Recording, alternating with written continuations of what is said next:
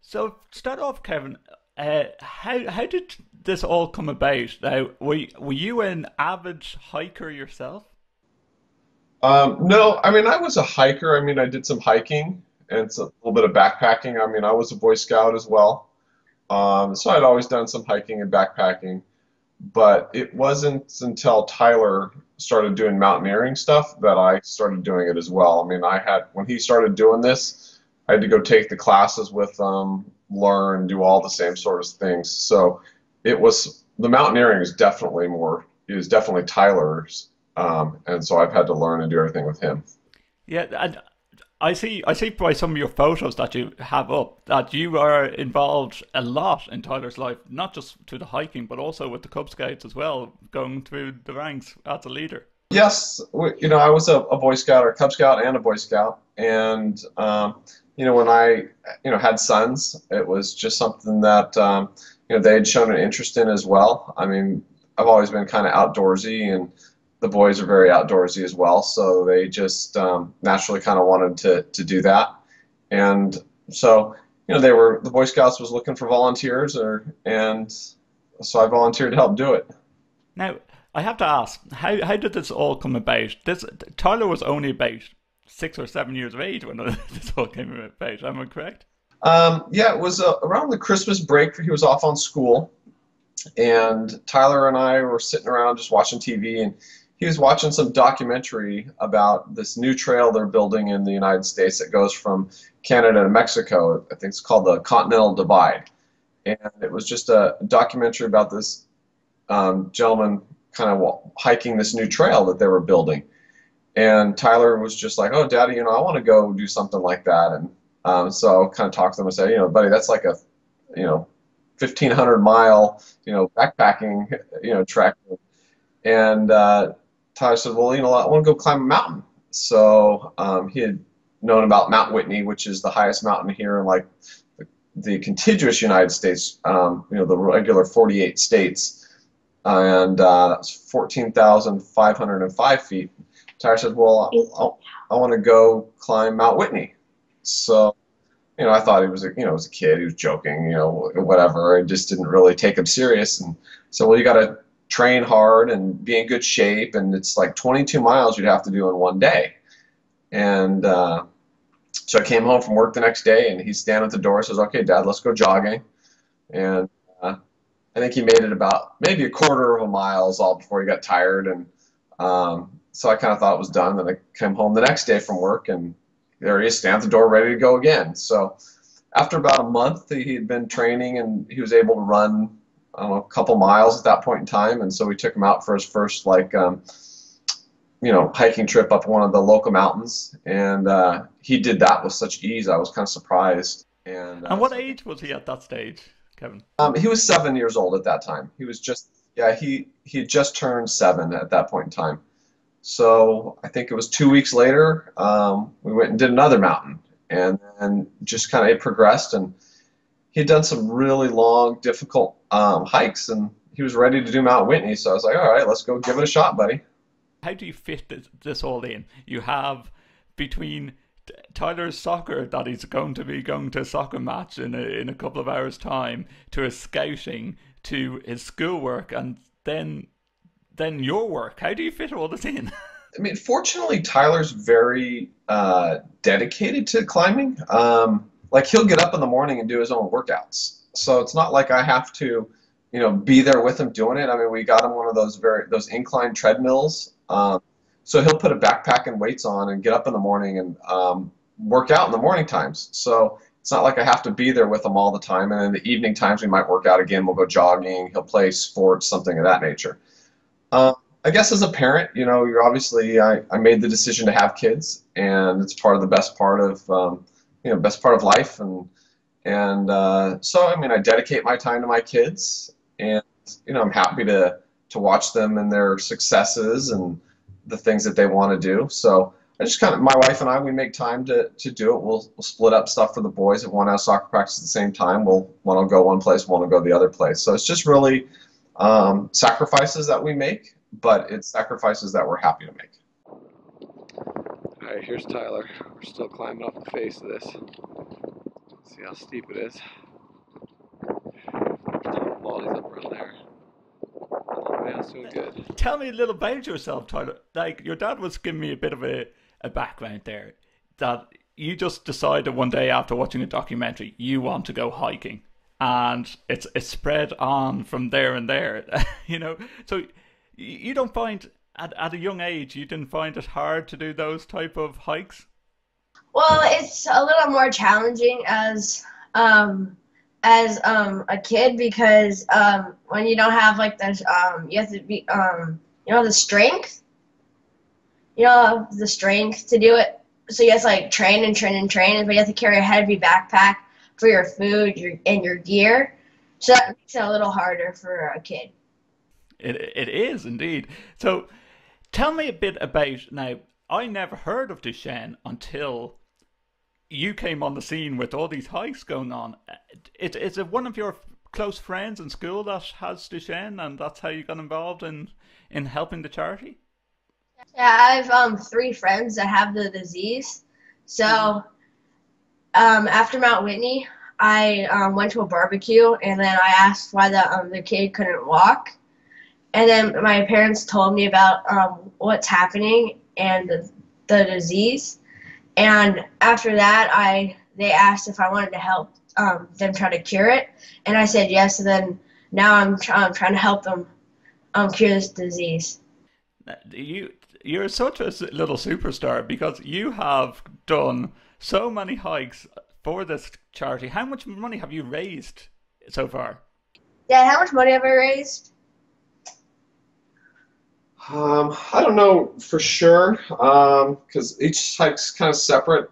I raised probably somewhere in the range of $20,000 so far. Wow, that's incredible. And how many records have you broken, Tyler? Like, you're only 10? Am I right? 10, 11? I'm 11 years old. And how many records have you now? I've made 3 records. You're involved with Cub Scouts and Scouts now. Now you just joined the Boy Scouts, moved up from Webelos into Boy Scouts. So how do you turn around to for example, your patrol leader and say, "Yeah, I've done that. I should be patrol leader. I've done that." Yeah. Actually, I was patrol leader the first time I was when we first joined Boy Scouts. I was patrol leader. You just walked straight into that job, didn't you? Pretty much, yeah. So how you must have earned a lot of badges now in Scouts. I've just kind of started, so I haven't earned much badges, but I'm almost done with Tenderfoot. I guess you're going to take after your dad and go straight for Eagle then as well. Pretty much, yeah. Now, I was shocked when I heard the news that you're going to take on one of the biggest challenges that even adults struggle with, which is Mount Everest. What type of training do you do? What? Give me a day in the life of Tyler. Like, I'm getting you up at 8 o'clock in the morning on a weekend, but you have your soccer practice as well. How do you fit everything in? Well, in the mornings before school, I wake up about 6 o'clock in the morning to work out. In the morning, I usually run on my treadmill or put on my backpack and walk on my treadmill. And then after I get home from school, I'll either have soccer practice, football practice, or if I don't have any of those, I have also a personal trainer. And then if I don't have that, I'll just go running around our mile lake. And then how do you fit in homework along between everything else? Well, I'm pretty good with school. Like I know how to do my homework like fast and good, and I get pretty good grades, and so I'm just good with it. And I think if I wasn't smart or good with school, I don't think I would be doing any of this because school is like the biggest factor. When are you hoping to do Mount Everest? I'm hopefully doing it next year in 2016 in April, May, and then March, April, May. But are you scared? Like you hear terrible stories about people going up Mount Everest and to the summit of Mount Everest. Have you any fear of doing a hike of this size? Well, there's definitely dangers to it, but with the training that we do and like that we like take away our vacation times and go climb mountains. We do training climb mountains to so we can learn about what to do at these certain things like the cold, the altitude. We do all these things on mountains so we can know what to do if it happens. So I just think with the right training, and if I keep training and training and training, I think I'll be ready for Everest. But there's still many dangers to it. I've followed a lot of your blogs through your website, and I've seen times where you've even fell sick on mountain climbs.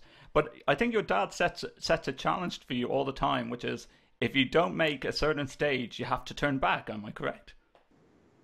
Yeah, my second time on Mount Whitney, we went to the harder side of it, which is the Mountaineers route, and we're my dad told me if I didn't make, because I wasn't feeling well, I wasn't drinking enough water. My dad said if I didn't make this point at a certain time, I can't make it. He won't let me to the top, and then so we got up there, and the deadline was already passed, and we couldn't.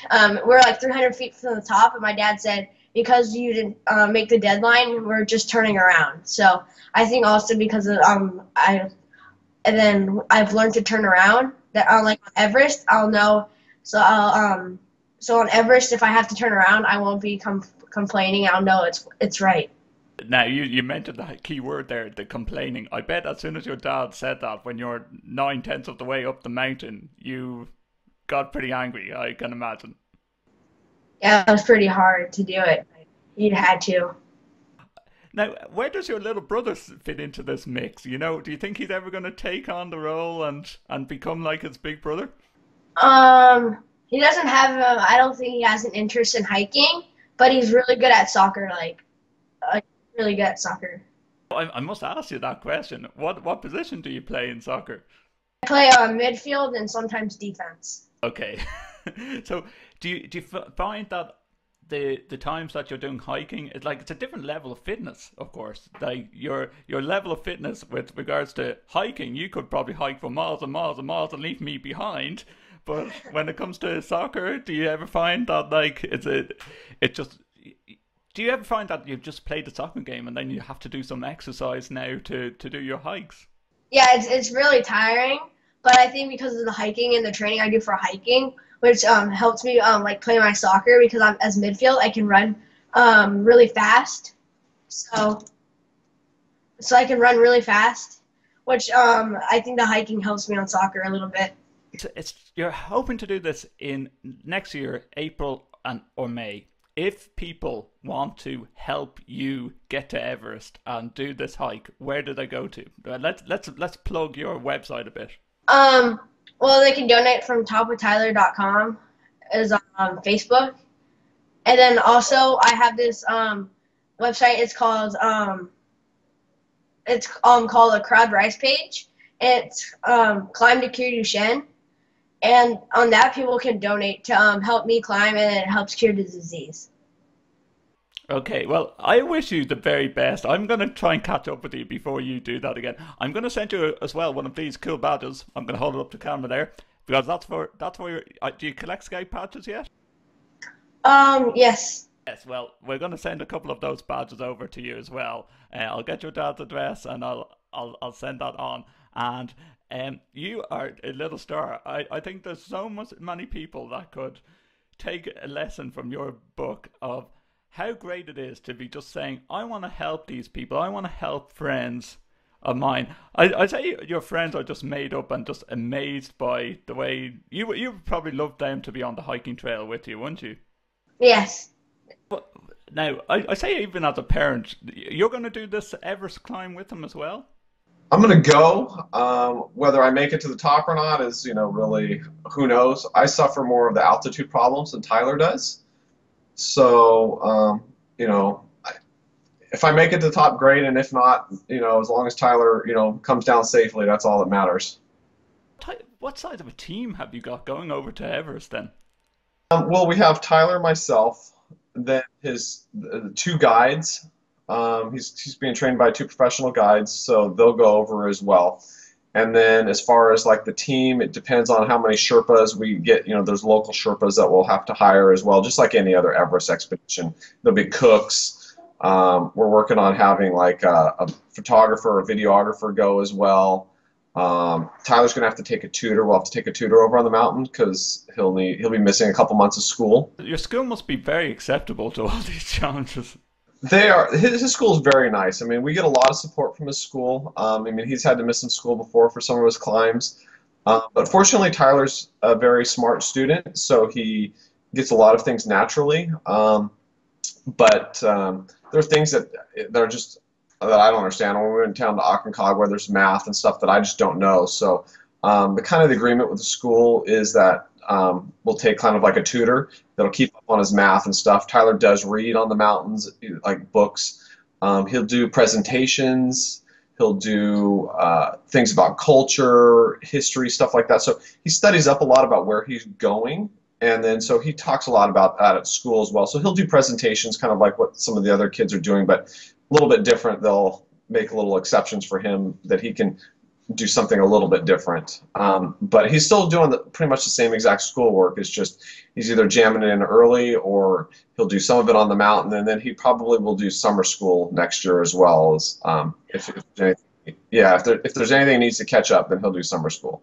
I'm guessing you're just one of the parents on the sideline. You're not coaching his soccer team as well, are you? Well, I help coach his soccer team. Yeah, I do that, but I've kind of stepped out of that role for the most part. Tyler's climbing's taking up a lot more time now as far as the places he travels and the activities we have to do and the training and everything else. And so I've kind of I help out with both of my sons too. So it's kind of like my time's getting scarce. Well, on that note, I bet you have to get the two of them ready for soccer practice now, do you? Yeah, Tyler's got a game today, so he'll play later this afternoon. So it'll be fun. Kevin, it's been great talking to you, and I wish you the best. Thank you very much, and I really appreciate you, helping with the fundraising stuff and everything else. So hopefully, every dollar counts is what I tell people. It's going to help save the boys' lives. Hopefully they will find a cure, and it's all down to this little dude behind you. Thank you. Thank you very much. Appreciate your time. Thanks. Bye-bye. Bye.